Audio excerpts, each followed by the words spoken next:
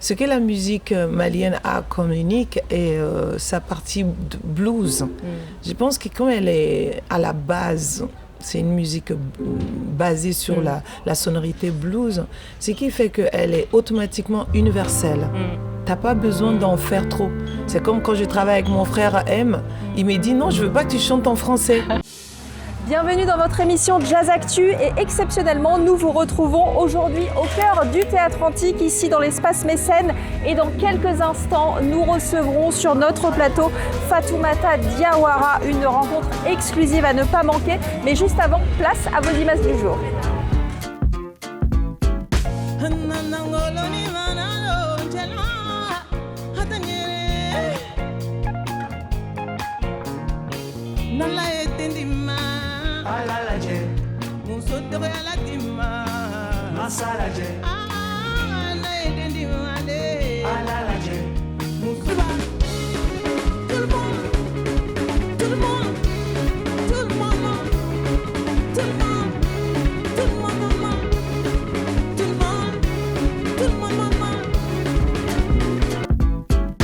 Bienvenue à tous, retour sur le plateau et nous sommes heureux aujourd'hui d'accueillir Fatoumata Diawara, une des plus grandes voix de la musique africaine et malienne. Merci d'être avec nous sur le plateau de Vienne TV. Merci pour l'invitation.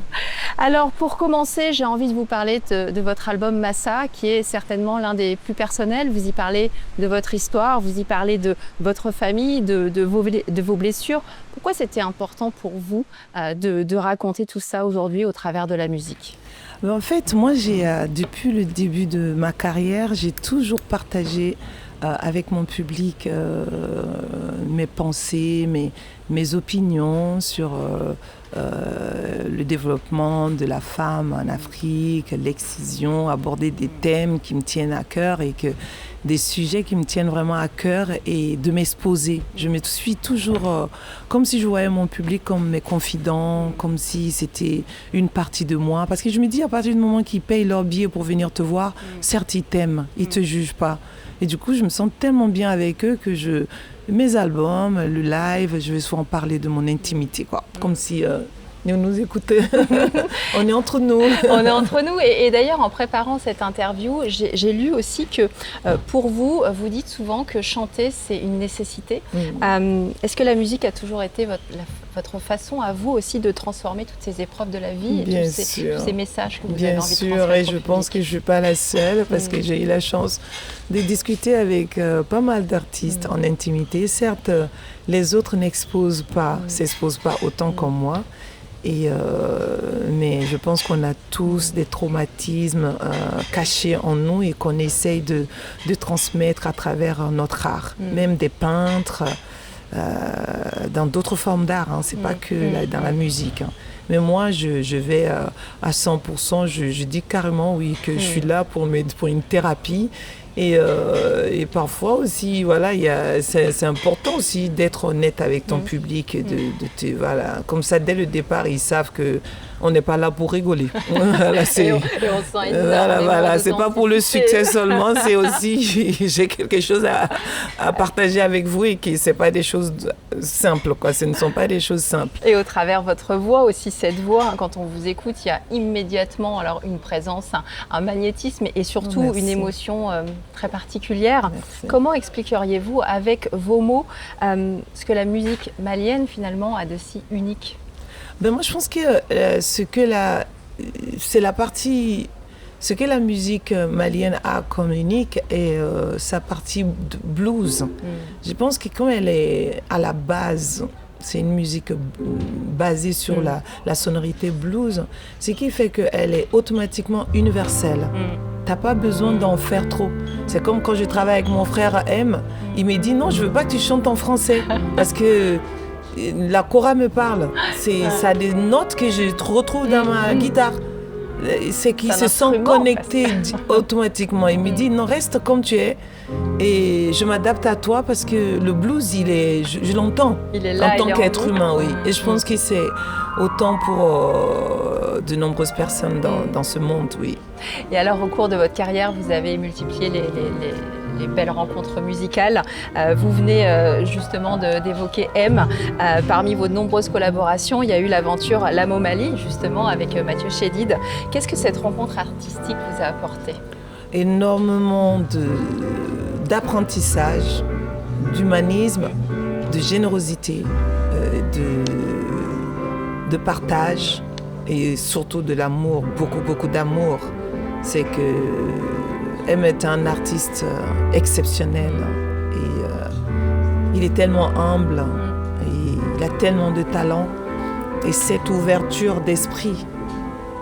Et il n'y a que lui qui peut faire ça en France. C'est le seul chanteur français qui se donne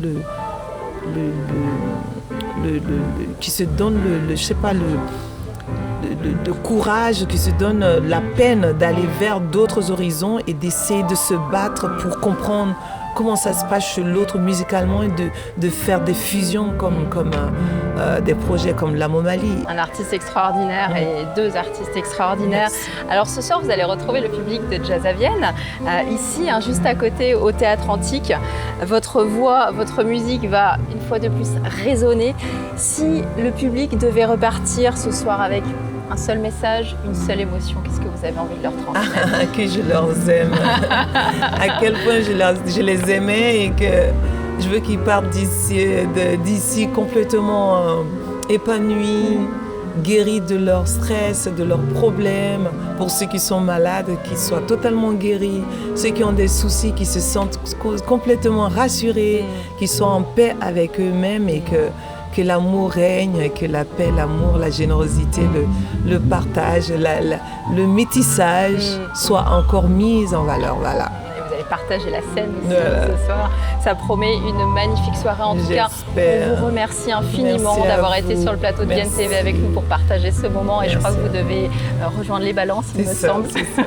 Merci infiniment. Merci. Alors comme chaque jour, nous vous emmenons au cœur du festival au travers de rencontres inédites. C'est l'heure de votre reportage, on vous retrouve juste après.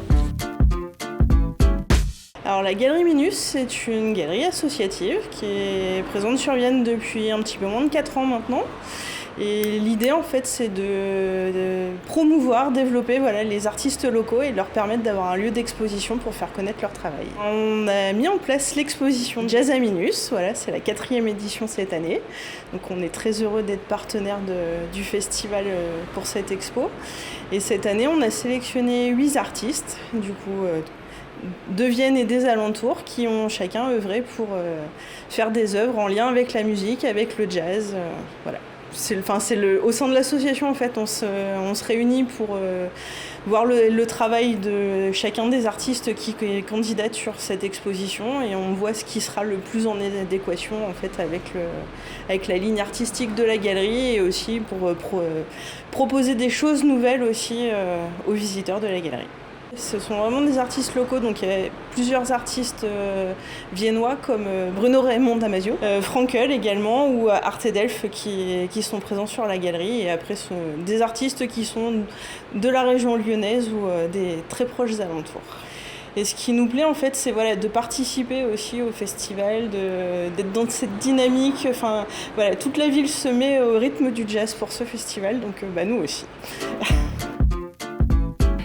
Allez, on se retrouve et nous recevons maintenant Christophe Tony, donc il est responsable des partenariats et des relations entreprises à Jazz à Vienne. Bonjour Christophe et merci d'être avec nous sur le plateau de Vienne TV. Bonjour, merci pour l'invitation. Alors Christophe, on parle souvent des artistes, mais beaucoup moins de celles et ceux qui font vivre le festival en coulisses. Vous êtes responsable des partenariats et des relations entreprises. Est-ce que vous pouvez nous expliquer en quelques mots votre rôle ? Alors oui, je coordonne le service des relations entreprises pour le festival avec, on va dire, 2 volets principaux. Un volet gestion des partenariats et du mécénat sur le festival. Donc c'est à peu près, on va dire, 40 partenaires et 25 mécènes. Et puis un volet commercialisation de solutions réceptives pour les entreprises. C'est-à-dire que des entreprises choisissent une soirée, ce qu'on appelle nous les terrasses du festival, sur une formule réceptive d'avant-concert et place en espace réservé. Donc voilà, c'est deux volets principaux sur le festival. D'ailleurs, on est ici aujourd'hui dans l'espace des mécènes. Exactement. Et c'est vrai qu'on parle beaucoup de la dimension artistique finalement du festival Jazz à Vienne, mais c'est aussi au travers justement de tous ces espaces, un formidable lieu de rencontre aussi pour les entreprises, pour les acteurs économiques aussi du territoire. Est-ce que c'est une dimension que vous cherchez chaque année à développer ? Oui, bien sûr, c'est même l'objectif. On a comme objectif de développer l'ancrage territorial. L'ancrage territorial, il peut se faire par ce que vous pouvez retrouver à la restauration, dans les achats et dans la politique d'approvisionnement, mais aussi par la connexion du monde économique sur le territoire.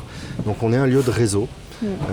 Sur le cercle des mécènes, par exemple, on a la Chambre de commerce et d'industrie qui nous relaie beaucoup sur la connaissance du pouls économique, si j'ai envie de dire comme ça, ou en tout cas des acteurs économiques du territoire. Et l'objectif, effectivement, c'est de leur proposer une offre adaptée, déjà, qu'on soit une toute petite PME ou un grand groupe, et de travailler le réseautage en espérant que parce que c'est un temps de business de plus en plus important pour les entreprises, qu'elles soient petites ou grandes, et se servir de ce réseau aussi, en espérant que des contrats soient signés, ou en tout cas des relations.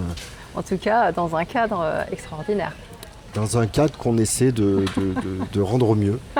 Alors j'aimerais quand même qu'on dise quelques mots sur l'engagement aussi du Festival Jazz à Vienne sur le développement durable. Vous en représentez aussi justement cette valeur-là. Est-ce que vous pouvez nous en dire quelques mots ? Oui, alors je représente un petit peu parce que j'anime en interne, on va dire, une démarche structurante. On a décidé de suivre la méthodologie de la norme ISO 20121 en management événementiel responsable. Je l'anime en interne, mais c'est vraiment un travail collectif. On se refuse un peu la casquette de monsieur ou madame développement durable, parce que pour que ça marche, il faut que ce soit collectif et infusé dans chaque équipe et dans chaque action. Effectivement, donc on a entrepris ce travail depuis un moment déjà. Il fallait définir une politique de développement durable sur le long terme, puisque le court terme ne marche pas dans ces cas-là.